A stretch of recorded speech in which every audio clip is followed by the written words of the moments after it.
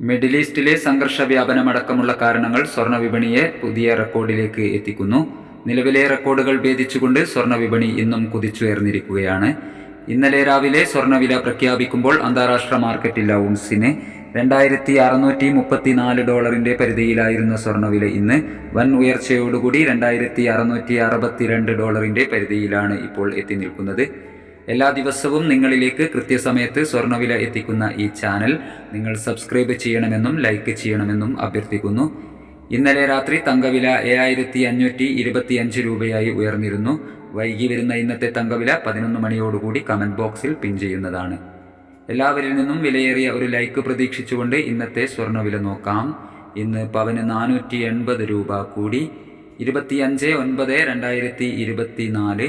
പവന് 56,480, ഗ്രാമിന് 7,060.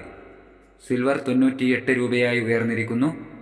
Thank you for watching.